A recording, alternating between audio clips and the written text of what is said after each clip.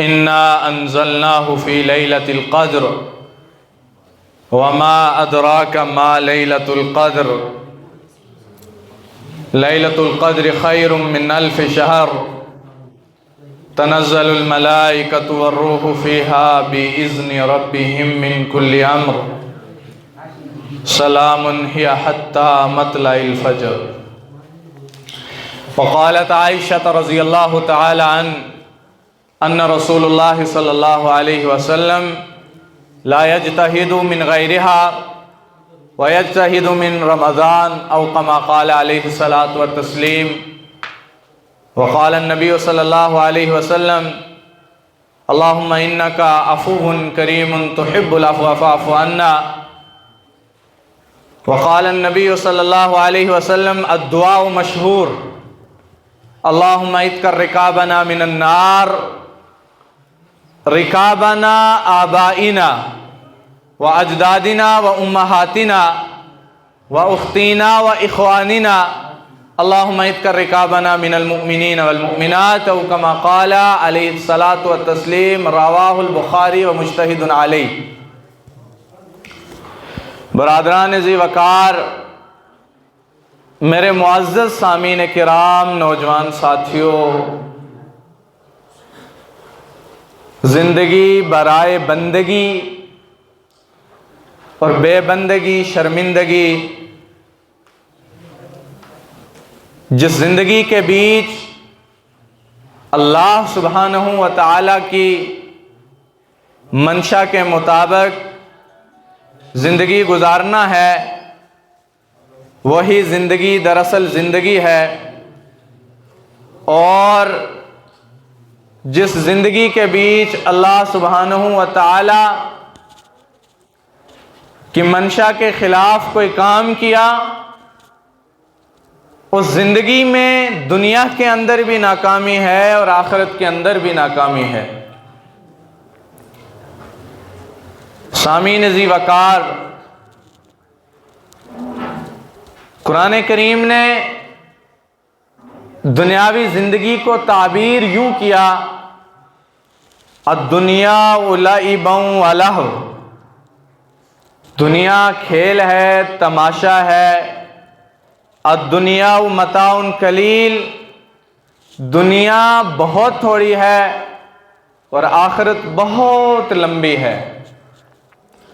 حضرت علی کرم اللہ وجہہ نے فرمایا، جناب نبی رحمت صلی اللہ علیہ وسلم کا فرمان ہے کہ جس بندے نے دنیا کے اندر مال و متاع کی حرص کی، جس بندے نے دنیا کے بیچ اس بات کے اوپر اپنی ساری زندگی لگائی کہ میں کس طرح دنیا کما لوں، میں کس طرح مال کما لوں، میں کس طرح متاع کما لوں، میں کس طرح دنیاوی زندگی میں پیسے مال کی بنا پر کامیاب ہو جاؤں، تو فرمایا دنیا کی حرص کرنے والے کتے کی مانند ہیں اور دنیا مردار کی مانند ہے، اور جو اس کے پیچھے دوڑتے ہیں وہ اس کتے کی مانند ہے جو مردار کو پکڑ کر کھینچتے ہیں.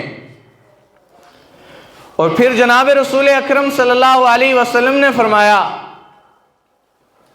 کہ جو بندہ مال کی ایگو کرے، مال کی انا، کہ میرے جیسا تو کوئی ہے ہی نہیں، میں پیسے والا ہوں، میں مال والا ہوں، میں متاع والا ہوں، میں کوٹھی والا ہوں، میں گھر بار والا ہوں، تو حضور نبی کریم صلی اللہ علیہ وسلم نے فرمایا اس بندے کو قیامت کے دن ایک ٹیلے کے اوپر کھڑا کیا جائے گا، اور کھڑا کرنے کے بعد فرمایا کہ اسی کے منہ سے اس کو کذاب کہلوایا جائے گا.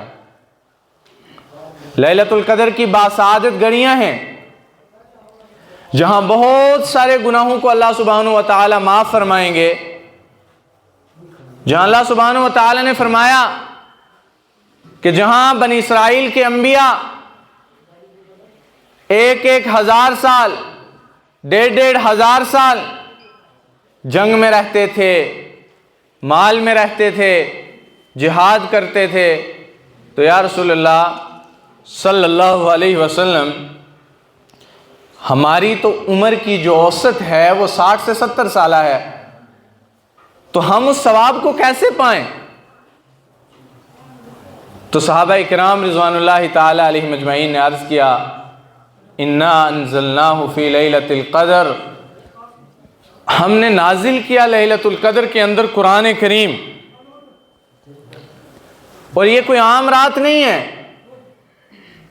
اس رات کے اندر اللہ کی تسبیحات کرنا، اس رات کے اندر اللہ کی حمد و ثنا بیان کرنا، اس رات کے اندر اللہ کی پاکیزگی اور بڑائی بیان کرنا، فرمایا لیلۃ القدر خیر من الف شہر۔ پیچھے والی جو آیت ہے اس میں اللہ تبارک و تعالی نے سوالیہ نشان پیش کیا، وما ادراک ما لیلۃ القدر، تمہیں پتہ بھی ہے، تم جانتے بھی ہو کہ لیلۃ القدر کس چیز کا نام ہے؟ تو فرمایا لیلۃ القدر خیر من الف شہر، لیلۃ القدر 80 سال کی عبادت سے زیادہ افضل ہے، اور بعض نے فرمایا 84 سال کی عبادت سے زیادہ افضل ہے۔ اس رات کا بیٹھنا، اس رات کا قیام کرنا، جہاں بے شمار لوگوں کی عبادات، جہاں بے شمار لوگوں کی عبادات قبول ہوتی ہیں، جہاں فرمایا بے شمار لوگوں کی عبادات کو قبول کیا جاتا ہے، اور اس رات کی افضلیت کو بیان کرتے ہوئے قرآن نے فرمایا الف شہر۔ اس لفظ کے اوپر مورخین نے کہا کہ یہ جو الف شہر ہے یہ 1000 مہینوں سے زیادہ افضل ہے۔ بعض نے کہا 84 سال، بعض نے کہا 80 سال، اور بعض نے کہا 1000 مہینوں سے افضل یہ رات ہے، جہاں اس رات کے اندر اللہ سبحانہ و تعالیٰ کی رحمتیں نازل ہوتی ہیں، اللہ ہمتن گوش متوجہ ہوتے ہیں، آسمان پہلے پر نزول ہوتا ہے، اور وہاں پر آواز لگتی ہے کہ کون ہیں وہ لوگ کہ جن کو معاف کیا جائے، کون ہیں وہ لوگ جن کی عبادات کو قبول کیا جائے، کون ہیں وہ لوگ کہ جن کو جو ہے اللہ دنیا کے اندر انعام و اکرام دے، کون ہیں وہ لوگ جو اللہ سے اپنی ضروریات کو مانگیں، کون ہیں وہ لوگ جو اللہ سے اپنی ضروریات کو پورا کروائیں، کون ہیں وہ لوگ جو اللہ کے سامنے گڑ گڑائیں اور مجھ سے اپنی مغفرت طلب کریں۔ ایک وہ دور تھا کہ ہماری آنکھیں نم ہوا کرتی تھیں۔ اقبال علیہ رحمہ نے کہا ذرا نم ہو تو یہ مٹی بڑی زرخیز ہے ساکی، آپ تھوڑی سی محنت کریں گے، اپنے آپ کو مجتہد کہلوائیں گے، محنتی کہلوائیں گے، تو کتنی بھی بنجر زمین کیوں نہ ہو وہاں سے بھی پھل نکال لیا جاتا ہے۔ تو میں بڑی یہ زرخیز ہے لیکن اس کے لیے نم ہونا پڑتا ہے۔ تو ماضی میں ایک دور ایسا گزرا کہ جہاں ہماری آنکھیں نم ہوا کرتی تھیں، ہماری آنکھیں اللہ سبحانہ و تعالیٰ کے سامنے گڑ گڑایا کرتی تھیں، ہم رونے والے تھے، اور ہم اپنی عبادات کو اور اپنی ضروریات کو اللہ عز و جل سے منوا لیا کرتے تھے۔ ہماری آنکھیں رونے والی ختم ہوئی، ہماری آنکھوں میں سے آنسو ختم ہوئے، ہمارے معاملات بگڑنا شروع ہو گئے، ہم نے اپنے آپ کو دنیا والوں کے مطابق چلایا، ہم نے پیر کو حاجت روا مانا، ہم نے ڈاکٹر کو حاجت روا مانا، ہم نے انسان سے امیدیں لگائی، ہم نے انسان کو اپنا والی و مددگار مانا۔ تو اللہ نے کہا کہ جس سے تو مدد چاہتا ہے، جس سے تو مدد مانگتا ہے، جس کے پاس تو جاتا ہے، تو اس کے پاس جا، مجھ سے تو دستبردار ہو گیا، میرے ساتھ تو تیرا کوئی تعلق ہی نہیں رہا۔ جب تیرا رجوع اللہ کی طرف ہوگا، جب تو اللہ سے مانگنے والا ہوگا، جب تو آنکھیں نم کر کے میرے پاس آنے والا ہوگا تو پھر میں تجھے وہاں سے دوں گا جہاں سے تیرا گمان بھی نہیں ہوگا۔ اے میرے بندے، ایک میری چاہت ہے، ایک تیری چاہت ہے، کر دے پوری وہ جو میری چاہت ہے تو کروں گا پوری وہ جو تیری چاہت ہے، نہیں کرے گا اگر وہ جو میری چاہت ہے تو تھکا دوں گا تجھ کو اس میں جو تیری چاہت ہے۔ جب تو دنیا والوں کی طرف جائے گا تجھے میں ان کے ماتحت کر دوں گا، غلام بنا دوں گا، ذہنی ارغمال بنا دوں گا، ذلیل کروں گا، خوار کروں گا، ضروریات کو پورا نہیں کیا جائے گا۔ اور جب تو آنکھیں نم کر کے رجعی الہ ربک راضیۃ مرضیہ اس آیت کی طرف مڑ کر آئے گا، رب کو اپنے گلے شکوے سنائے گا، دنیا والے ایک طرف نصر من اللہ وفتح قریب، ساری دنیا مخالف، ساری دنیا جو ہے خلاف، سوچ خلاف، مزاج خلاف، مال و متاع خلاف، اپنے جو ہے ذہنی منصوبے خلاف، لیکن جب تو رب کا بن کر رہے گا تو دنیا والے تجھے کچھ بھی نہیں کریں گے۔ ماضی قریب میں دیکھیں، جب حضرت عمر بن خطاب رضی اللہ تعالی عنہ بیت المقدس کی چابیاں لینے قدس پہنچے تو مشرکین نے، یہود نے حضرت عمر رضی اللہ تعالیٰ عنہ کو دیکھا اور چابیاں یوں لٹکا کے کہا اگر مسلمانوں کے امیر المومنین، ان کے بادشاہ اس طرح کے جرت والے ہیں تو پھر ان مسلمانوں کو کوئی مات نہیں دے سکتا۔ پھر مسلمان پست کیوں ہوئے؟ مسلمان کمزور کیوں ہوئے؟ مسلمان شکست پذیر کیوں ہوئے؟ اس کی وجہ یہ تھی مسلمان کردار سے گر گیا، مزاج اس کا اچھا نہیں رہا، وہ دنیا کو اپنا سمجھنے لگا، دنیا والوں کو سمجھنے لگا، نفع نقصان سے دنیا والوں کے سامنے پیش، دنیا والوں سے اس کو ڈر تھا، دنیا والوں سے اس کو خطرہ تھا، دنیا والوں سے وہ چاہتا تھا، تو اللہ نے ہمارے ذمہ ظالموں کو مسلط کر دیا۔ یہ ایک پہلو ہے دین کا۔ دوسرا لیلۃ القدر کا کیا پہلو ہے؟ فرمایا جہاں اللہ سب کو معاف فرماتے ہیں، جہنم سے اتنے لوگوں کو نکالتے ہیں کہ جتنا بنو کلب کی بکریاں ہیں، لیکن اس میں چند ایسے لوگ بھی ہیں کہ جن کو آج کی رات میں بھی اللہ سبحانہ و تعالی معاف نہیں فرماتے۔ ہائے ہائے، بڑا المیہ ہے، بڑا درد ہے، بڑا دکھ ہے۔ امت اس معیار کو پہنچ گئی، امت نے اپنی انا کو، اپنے مال کو، اپنی جائیداد کو، اپنی ایگو کو، اپنی سب چیزوں کو سامنے رکھا، رب کو بلا دیا، رب کی باتیں چھوڑ دی، رب سے باتیں چھوڑ دی، رب کو اپنا بنانا چھوڑ دیا، تو پھر ہم ناکام ہو گئے، ہمیں شکست ہو گئی، ہم پٹ گئے، رل گئے۔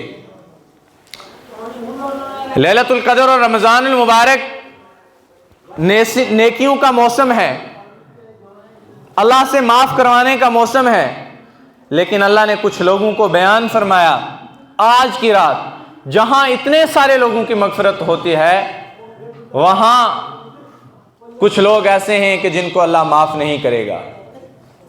اولاً فرمایا آج کی رات اس شخص کو معاف نہیں کیا جائے گا جو رشتہ داروں کے ساتھ لا تعلقی کرتا ہے، رشتے توڑتا ہے۔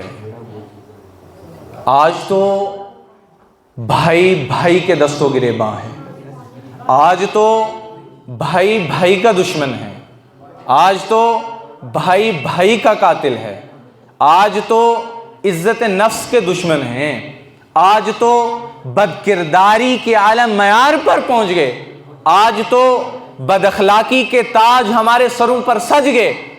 تو فرمایا وہ شخص جو اپنے رشتہ داروں کے ساتھ، اپنے قرابت والوں کے ساتھ، اپنے تعلق رکھنے والوں کے ساتھ لا تعلقی کرے گا، اللہ عز و جل اس کو معاف نہیں فرمائیں گے۔ خونی رشتوں کا جہاں تک مسئلہ ہے، اللہ تبارک و تعالی ان رشتوں کی حساسیت کو قیامت کے دن بھی دیکھیں گے۔ نبی علیہ الصلوۃ والسلام نے فرمایا اگر کسی کے ایماندار ہونے کی دلیل تم چاہتے ہو کہ تمہیں پتہ چلے کہ وہ ایماندار ہے، تو تم پتہ کرو کہ اس کے پڑوس میں رہنے والا اس کا پڑوسی اس سے کتنا حفاظت میں ہے۔ یہ پڑوس کے حقوق ہیں۔ نبی علیہ السلام نے فرمایا تم مالدار ہو، تم گھر کے اندر کھانا بناتے ہو، تم گھر کے اندر کوئی فروٹ کھاتے ہو تو اس کے چھلکے آپ گھر کی چوکھٹ پر نہ پھینکو، اس لیے کہ جو غریب ہیں، جو اس کے متحمل نہیں ہیں، ان کے بچے دیکھ کر کہیں ان کی حوصلہ شکنی نہ ہو جائے۔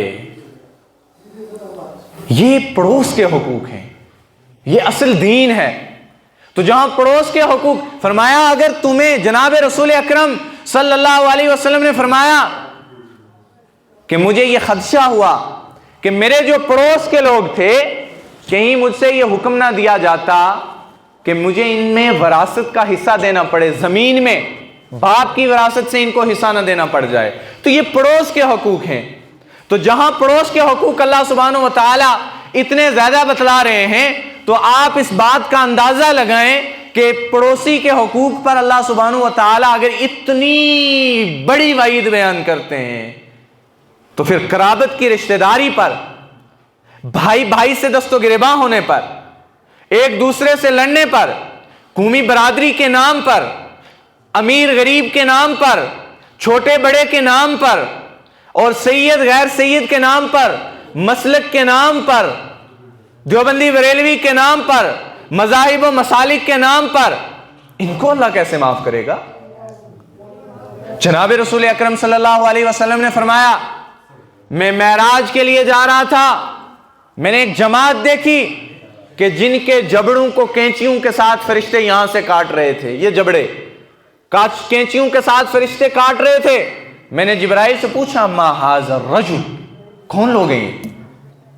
تو جبرائیل علیہ الصلوۃ والسلام نے مجھے فرمایا یہ امت کے وہ خطیب ہیں، یہ وہ مولوی ہیں کہ جو امت کو دین کی بنا پر لڑایا کرتے تھے، یہ مسند منبر پر بیٹھنے والے، یہ وہ لوگ ہیں کہ جو امت کو پاش پاش کرواتے تھے۔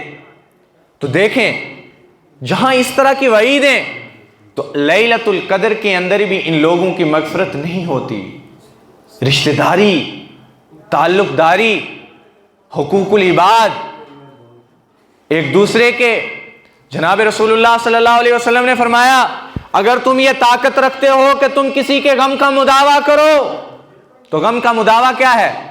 کوئی بیمار ہے اس کے جنازے میں چلا گیا، کوئی بیمار ہے اس کی تعزیت کے لیے چلا گیا، عیادت کے لیے چلا گیا، مر گیا اس کے جنازے میں چلا گیا، کوئی مشکل میں ہے اس کا حال احوال پوچھ لیا، اس کو یہ جملہ کہہ دیا آپ پریشانی میں ہیں، آپ مجھے بتائیں کہ آپ کو کوئی ضرورت نہیں ہے، ہم آپ کے ساتھ ہیں۔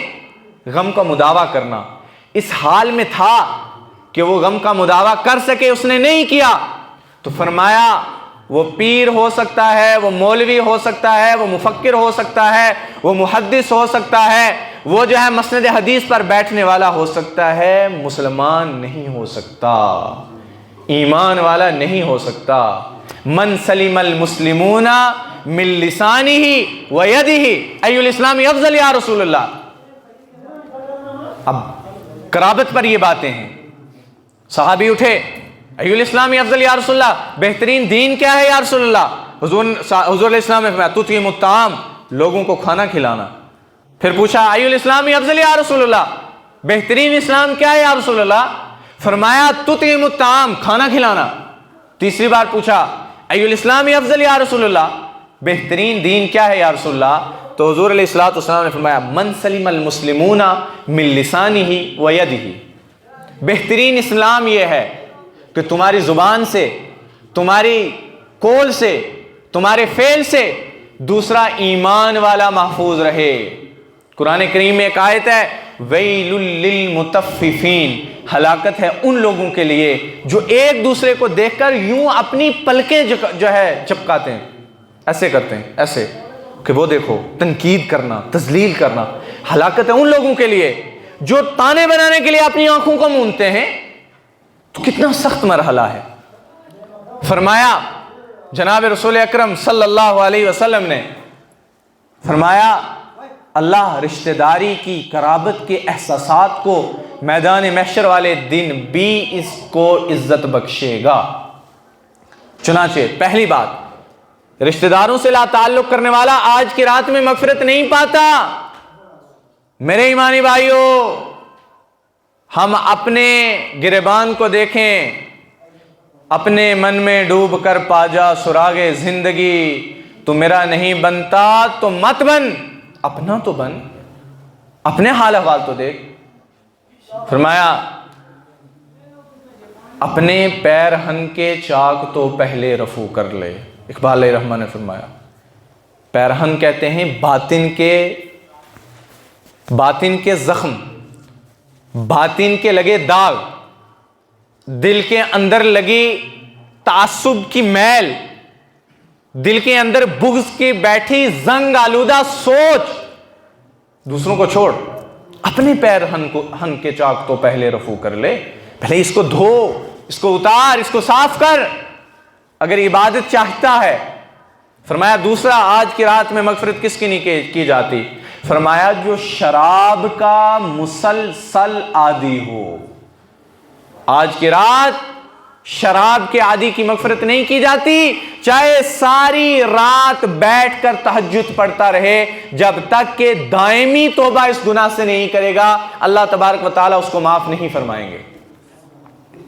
دیکھو قرآن کریم نے فرمایا یا ایھا الذین آمنو، اے ایمان والو، اے شرابیوں، اے زانیوں، اے جواریوں، اے سودیوں، اے اللہ کے نافرمانوں، اللہ کے غضب کو پکارنے والوں، یا ایھا الذین آمنو، میں تمہیں بھی ایمان والا کہہ کر مخاطب کرتا ہوں۔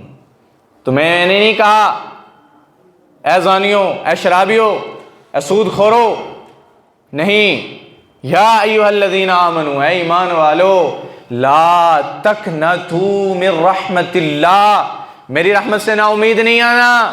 جب باطن کو دیکھو گے، جب گناہوں پر نظر پڑے گی، تو پھر یہ نہیں کہنا کہ آپ کیسے معاف ہوں گے، بہت کیے، ایک بار کہہ دینا یا اللہ معاف کر دے، گناہ ہو گیا تھا، اللہ فوراً معاف کر دے گا، پرواہ تک بھی نہیں ہوگی۔ یہ اللہ ہے۔ تو جب تک تم اس گناہ سے دائمی توبہ نہیں کرو گے تو اللہ تبارک و تعالی تمہیں معاف نہیں کرے گا۔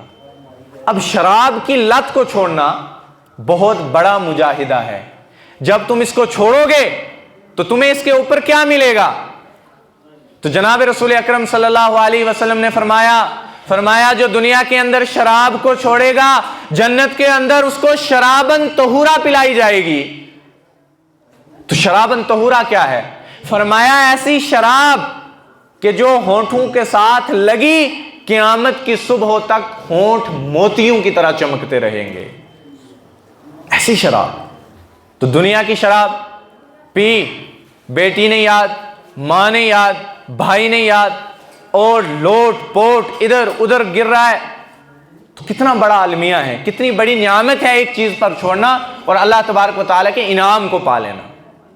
فرمایا تیسرا، آج کی رات مشرک کی مغفرت نہیں کی جاتی، آج کی رات مشرک کو معاف نہیں کیا جاتا۔ من مشرک، کون مشرک، کیسا مشرک؟ دنیا کے اندر میں اپنے تخیل میں یہ بات کہا کرتا ہوں کہ دنیا کے اندر سب سے مشکل ترین چیز رب کو رب ماننا ہے۔ دنیا کے اندر سب سے مشکل ترین چیز رب کو رب ماننا ہے دور حاضر میں، اس لیے کہ دل کے اندر بنے بت خدا بن کر بیٹھے ہیں۔ کسی نے پتھر کو خدا بنایا ہے، کسی نے جاب کو خدا بنایا ہے، کسی نے دکان کو خدا بنایا ہے، کسی نے دنیا کی کسی چیز اور کو خدا بنایا ہے۔ ہر انسان کا یہ تصور ہے کہ میرے کام کرنے والی یہ چیز ہے، دکان نہیں چلے گی تو گھر کیسے چلے گا، نوکری نہیں ہوگی تو گھر کیسے چلے گا، وغیرہ ذالک۔ تو جب ان تمام چیزوں سے ہٹ کر اللہ کی طرف رجوع جائے گا، اللہ کی طرف جاؤ گے تو یہ تمام چیزیں ختم ہو جائیں گی۔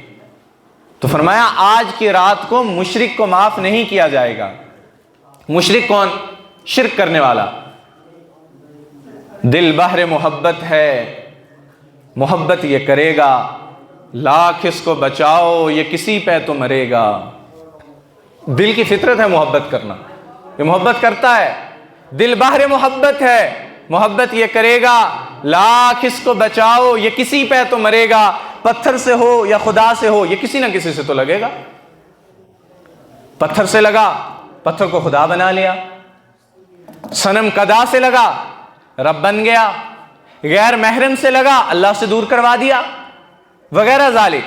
دنیا کے اندر واحد اس دل کا رب کے ساتھ لگنا دنیا میں بھی کامیاب اور آخرت کے اندر بھی کامیاب کرتا ہے۔ فرمایا مشرک کی پہلی صفت ہے کہ وہ اللہ کے تمام کام دنیا والوں سے بانٹتا ہے، فلاں بھی بچے دیتا ہے، فلاں بھی دیتا ہے، فلاں بھی دیتا ہے۔ جس کا یہ عقیدہ رہا آج کی رات اللہ اس کی بھی مغفرت نہیں فرماتے۔ چوتھے، تین ہو گئے، چوتھے آکل للوالدین، آکل للوالدین۔ آگ کہتے ہیں عربی میں کاٹ دینا، پھاڑ دینا، چیر دینا بیچ سے، تو لفظ کیا لگا؟ آگ للوالدین۔ جو جب زبان سے بولتا ہے تو ماں باپ کے کلیجوں کو پھاڑتا ہے، ان کے اوپر ضرب لگاتا ہے۔ آج کی رات اللہ ایسے آدمی کی بھی مغفرت نہیں کرے گا، ماں باپ کے نافرمان کی بھی اللہ مغفرت نہیں کرے گا۔ حضور صلی اللہ علیہ وسلم سے پوچھا، یا رسول اللہ صلی اللہ علیہ وسلم، کون سے لوگ ہیں کہ جن کو معاف نہیں کیا جائے گا؟ کون لوگ ہیں؟ قیامت کب آئے گی؟ تو حضور علیہ السلام نے فرمایا تیاری کر چکے ہو؟ کہا یا رسول اللہ صلی اللہ علیہ وسلم سے آپ اور آپ کے رب سے محبت کرتا ہوں۔ فرمایا کوئی نشانی بتاؤ یا رسول اللہ، قیامت کب آئے گی؟ تو حضور علیہ السلام نے فرمایا ادنا صدیقہ و اقصا اباہ، دوست کو گلے لگائیں گے، باپ کو دھکا دیں گے۔ اطاعت زوجہ و اکا امہ، بیویوں کی اطاعت کریں گے، ماں کی نافرمانی کریں گے، ماں کو تانے دیں گے، ماں کو ذلیل کریں گے۔ حضور علیہ السلام نے فرمایا جب بیٹیاں ماؤں کی نافرمان ہو جائیں گی قیامت کے کوڑے برسنے کا انتظار کرو۔ یہ ہے آکل للوالدین۔ ماں باپ کا نافرمان آج کی رات معاف نہیں کیا جاتا۔ چشم تصور کے ساتھ ہم سوچیں، کیا ہم ایسے نہیں ہیں؟ کیا ہمارے اندر یہ چیزیں نہیں ہیں؟ کیا ہم سود پر کاروبار نہیں کر رہے ہیں؟ 1 روپیہ سود کا، 1 روپیہ، یہ جو بینک ہے نا، بینک، اس کے اندر ہم پیسہ جمع کرتے ہیں۔ میں نے جو ہے 10,000 رکھا تو اس کے اوپر مجھے 2,500، 3,000، 5,000 روپیہ اضافن ملا، اس کو سود کہا جاتا ہے۔ 1 روپیہ سود کا۔ حضور صلی اللہ علیہ وسلم نے فرمایا سود کے 70 درجے ہیں، سب سے کم درجے کا گناہ سود کا یہ ہے کہ جس نے 1 روپیہ سود کا کھایا اس نے اپنی ماں کے ساتھ منہ کالا کیا۔ کم درجے کا گناہ ہے، سب سے کم درجے کا۔ جس نے 1 رائی کے دانے کے برابر سود کھایا اس نے ماں کے ساتھ منہ کالا کیا، یہ سب سے بڑا کم درجے کا گناہ ہے۔ کیا ہمارے کاروبار سودی نہیں ہے؟ کیا ہماری دکان پہ سودی مال نہیں بکتا؟ کیا ہماری تجارتیں سود پر نہیں ہیں؟ کسی بندے نے کہا تھا، میں اکثر کہا کرتا ہوں کہ کسی بندے نے کہا تھا اے اللہ میرا حال تو دیکھ، جواب آیا بندے نامہ اعمال تو دیکھ۔ اپنی پریشانیوں پر تو پٹتا ہے، اپنے کیے گئے حالات کے اوپر تو روتا ہے۔ تلک الایام نداولها بین الناس، تو نے خود کیا کیا؟ ہم نے تو تیرے اعمال کے اوپر فیصلے کیے، جیسا تو چاہتا تھا ہم نے ویسا فیصلہ کر دیا۔ تو چنانچہ ہم اس چیز کا محاسبہ کریں۔ میرے بھائی بہت کم دنیا ہے، جوان مر رہے ہیں، جوان مر رہے ہیں، جوانوں کی موتیں ہو رہی ہیں، جوانوں کی لاشیں اٹھ رہی ہیں، جوان ہارٹ اٹیک سے مر رہے ہیں، جوان خودکشیاں کر رہے ہیں، جوان ڈپریس ہیں، جوان پریشان ہیں، جوان کس درجے پر پہنچ گئے کہ تم نظر دوڑاؤ صبح سے شام تک، دنیا پوری کا خاکہ نکالو تو اموات نوجوانوں کی ہو رہی ہیں۔ رات سو رہے ہیں، صبح اٹھ نہیں رہے، چل رہے ہیں، چلتے موت ہو گئی، ایکسیڈنٹ میں مر گئے، خودکشی کر لی، تو بھائیو زندگی بچی کتنی ہے جس کو ہم اللہ کی نافرمانی میں گزار رہے ہیں۔ میں یہاں بیٹھا ہوں منبر پر، ابھی آ کر فرشتہ جھٹکا دے اور مار دے تو رب کے سامنے کیا جواب دوں گا؟ بچ نہیں سکتا۔ انما توفون اجورہم یوم القیامہ فمن زحزح عن النار وادخل الجنہ فقد فاز۔ اینما تکونوا یدریکم الموت ولو کنتم۔ کہاں جائے گا؟ بھاگ، دوڑ، دوائیاں، ڈاکٹر، ڈیفنس، فوجیں، اینما تکونوا، بھاگ، دنیا سے بھاگ کے نکل جا۔ یدریکم الموت، ایک قدم رکھے گا موت پیچھے ہوگی۔ ولو کنتم فی بروج مشیدہ، مضبوط قلعے بنا، ڈیفنس کر، یہاں سے آ کر پکڑ لے گی، کوئی نہیں بچا سکتا، چھڑا کوئی نہیں سکتا۔ ماں رو رہی ہے، باپ رو رہا ہے، بیٹا رو رہا ہے، بھائی رو رہا ہے، رشتہ دار رو رہے ہیں، بھائی کہہ رہے ہیں مولوی صاحب تھے، ماجد صاحب تھے، پیر صاحب تھے، خطیب صاحب تھے، امام صاحب تھے، ایک دم نام چینج ہو گیا، میت بن گئے، مرحوم بن گئے، لاش بن گئی، کفن کی تیاری کرو، گھر سے نکالو، دفن کرو، اس کو گھر سے اٹھاؤ، اس کو دیر سے نہ رکھو۔ بھائی ایسا ہوا کیا کہ نام کے ساتھ نام لینے والی ماں چھوڑ گئی؟ کیا ہو گیا؟ ماں کیوں نہیں بیٹا بلا رہی ہے؟ ماں کیوں کہہ رہی ہے میت ہے؟ ماں کیوں لاش کہہ رہی ہے؟ ماں کیوں مرحوم کہہ رہی ہے؟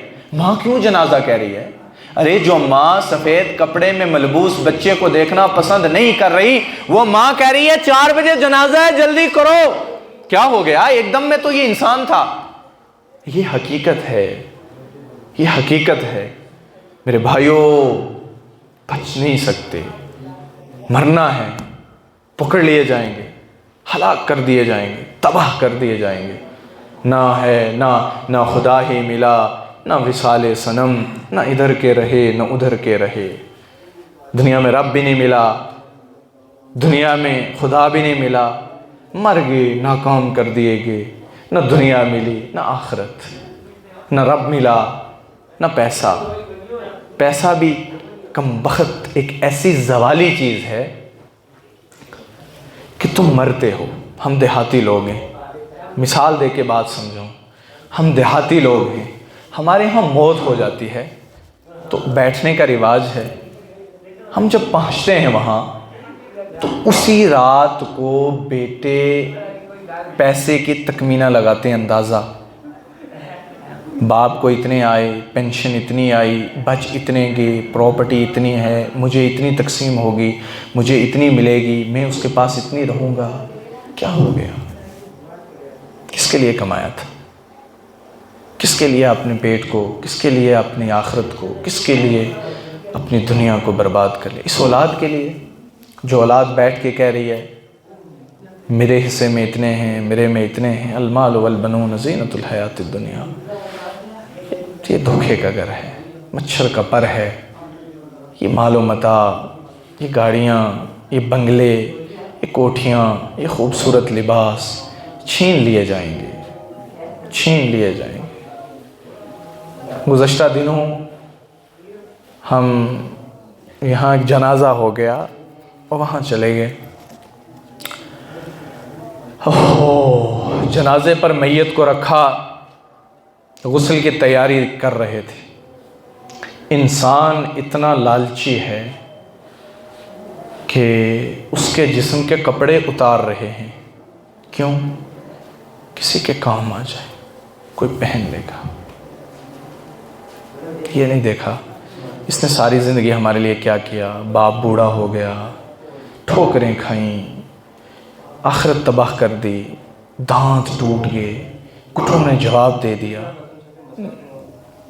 اٹھاؤ، چارپائی اٹھا کے بھاگتے ہیں، غسل کے صابن سے بھاگتے ہیں، میت کے کپڑوں سے بھاگتے ہیں، میت کے بستر سے بھاگتے ہیں، کہیں ایسا نہ ہو جائے کہ ہمیں فرشتہ موت کا پکڑ لے۔ تو میں اپنے ساتھ والوں کو کہہ رہا تھا، آخری ہے، اتارنے کی بھی ہمت نہیں، کپڑے چاک کر رہے ہیں۔ آج اتنی ہمت نہیں کہ صابن خود لگائیں، دوسرا لگا رہے ہیں۔ آج اتنی ہمت نہیں کہ کروٹ بدل لے، آج اتنی ہمت نہیں کہ وہ زبان سے یہ کہہ لے کہ مجھے ذرا آہستہ ہاتھ لگاؤ، میرا جسم ٹوٹ گیا۔ اس سے بڑھ کر سب سے بڑا المیہ یہ ہے کہ گھر سے نکالا، ویران قبرستان میں ڈھال دیا، جہاں بندہ نہیں، بشر نہیں، روشنی نہیں، پوچھنے والا کوئی نہیں، ماں باپ نہیں، چاروں طرف قبر، مٹی، تختے درگور کر دیا گیا۔ ماں باپ کی قبر دائیں بائیں، لیکن حال سنا نہیں سکتا۔ یہ ہے زندگی، یہ ہے زندگی۔ تاریخ کو کھنگالو، تاریخ کو۔ مغلوں نے 1000 سال حکومت کی، ترکیوں نے ساری دنیا پر خلافت کی، تارتاریوں کی حکومت آئی، خلجیوں نے حکومت کی، منگول دنیا میں ایک نئی لہر لے کر آئے، ہر آدمی آیا، لا زوال حکومت بنانے کے چکر میں رہا۔ تاریخ نے نام مٹا دیے، آج ان کے بنائے قلعے جالیاں زدہ ہیں، ویران ہو گئے۔ پونچھ میں ہمارا قلعہ ہے، پونچھ کے قلعے کے اندر سے شیش محل تک سرنگ جاتی تھی، راستہ تھا، اندر سے جو سپاہی ڈیفنس کے لیے جاتے تھے، مال جاتا تھا، یہ چیزیں جاتی تھی۔ آج کوئی بندہ اس قلعے کے نچلے حصے میں جانے کے لیے تیار نہیں۔ یہ تاریخ میں شاہکار تھا، تاریخ کے اوراق کا، بڑا پیسہ لگایا، بڑا نام تھا، لیکن سب کچھ ختم کر دیا۔ آج نام لینے والا کوئی نہیں۔ قرآن نے فرمایا المال والبنون زینت الحیات الدنیا، بیٹے، بیٹیاں، بینک بیلنس، کاریں، کوٹھیاں، ساری کی ساری چیزیں دنیا کی خوبصورتی ہیں۔ جب بیٹا باپ کو دفن کر کے آتا ہے تو تیسرے دن نام بھی نہیں لیتا، اور پھر ایک وقت ایسا ہے کہ اب باپ کی قبر کا نشان مٹ گیا، آج پتہ نہیں چلا باپ کی قبر کون سی ہے، آج پتہ نہیں چلا۔ بچے بھول گئے، بیٹیاں بھول گئی، بیٹے بھول گئے۔ یہ اصل حقیقت ہے۔ والباقیات الصالحات، وہ کام کر لو جو باقی رہنے والے ہیں، وہ کام کر لو جس سے تم بچ سکتے ہو۔ قرآن کریم نے فرمایا کلا اذا دکت الارض دکن دکا، وقت آنے والا ہے کہ جس دن زمین کو توڑا جائے گا، وجیء یومئذ بجہنم، جہنم کو لایا جائے گا، وجاء ربک والملک صفا صفا، فرشتے صف میں کھڑے کیے جائیں گے، فرشتے مجرموں کی طرح کھڑے کیے جائیں گے۔ انسان کی بات نہیں، نورانی مخلوق فرشتوں کی صف میں مجرموں کی طرح کھڑی ہوگی۔ اعلان ہوگا وامتازوا اليوم ایھا المجرمون، نافرمانوں، رب کے دشمنوں، رب کی نافرمانی کرنے والوں، صف میں آ جاؤ، حساب دو، بتاؤ بتاؤ کیا کرتے رہے، مال دیا تھا کہاں خرچ کیا۔ حضرت علی رضی اللہ تعالیٰ عنہ قبرستان پر پہنچے، انسانوں کو مخاطب کیا، او قبروں میں دفن آنے والوں، تم سے خوبصورت اس دنیا میں آئے، آج اس خوبصورت چہرے کی ان ہڈیوں کے بیچ مٹی بھر گئی، کیڑے کھا گئے، ان کے اس پیٹ میں کیڑے بھر گئے، ہڈیاں نکل گئی۔ اے دنیا میں بسنے والوں، تم سے زیادہ مالدار تھے، خوبصورت تھے، دفن کر دیے گئے۔ کوئی نام لینے والا نہیں ہے، پوچھنے والا نہیں ہے۔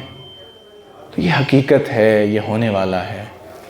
نہ رمضان رہتا ہے، نہ رمضان کے دن، نہ یہ راتیں، نہ یہ سعادتیں۔ ہمارے ایک مقتدی ہوا کرتے تھے، پرسوں ترسوں میں وہاں ان کی قبر کے پاس سے گزرا، مجھے بڑا تعجب ہوا۔ یہاں آ کے بیٹھتے تھے اس کونے میں، تراویح میں، اپنا عصا لیا ہوا، ہاتھ کانپتے، پانی کی بوتل ہاتھ میں رکھی، تراویح میں آتے تھے یہاں، ضعف، بیمار نہیں ہیں آج۔ ہمارے ساتھ والے، بیٹھنے والے، ساتھ کھانے والے، ساتھ سونے والے، ساتھ چلنے والے نہیں ہیں آج۔ ہمارے رفیق، ہمارے دوست، ہمارے احباب نہیں ہیں آج۔ بھائیو، ہم نے بھی نہیں رہنا ہے۔ اس حقیقت کو تسلیم کرو، سرے ہم تسلیم کرو، مانو اس کو، اللہ کو سامنے رکھو، اللہ کو سامنے رکھو۔ اس دن سے ڈرو، اس دن سے ڈرو کہ جب تمہیں قبر میں دفن کیا جائے گا اور جب تم سے منکر نکیر سوال کے لیے آئیں گے، حدیث میں آیا ایسے زمین کو پھاڑتے ہوئے آئیں گے ایسے، اور جب سانس لیں گے تو ان کے منہ سے آگ کی لپٹیں باہر نکلیں گی، دانت آگ کے، آنکھیں آگ کی، جسم آگ کا، زبان سے بول رہے ہیں تو انگاروں کی طرح دانت چمک رہے ہیں، زبان سے یوں آگ کی سلوٹیں نکل رہی ہیں، اس کے ناخن اتنے بڑے کہ 1000 سال عربی گھوڑا اس کے اوپر دوڑتا رہے تو ناخن کے آخر تک نہیں پہنچ سکتا۔ پاس آ کے کھڑے ہوں گے اور کہیں گے من ربو کا، بتا نا تیرا رب کون ہے، کس کو معبود مانتا رہا۔ اور یہ حقیقت ہے، نہیں بچ سکتے، یہ ہونا ہے۔ اس کی تیاری آج رات بیٹھو، اللہ کے لیے، اللہ کے لیے بیٹھو، بیٹھ کے اپنی ماضی کو یاد کرو۔ اللہ بہت مجرم ہے، اللہ بہت مجرم ہے، بہت مجرم ہے۔ ہم تیرے بغیر کس کو کہیں، ہم تیرے بغیر کس کے پاس جائیں؟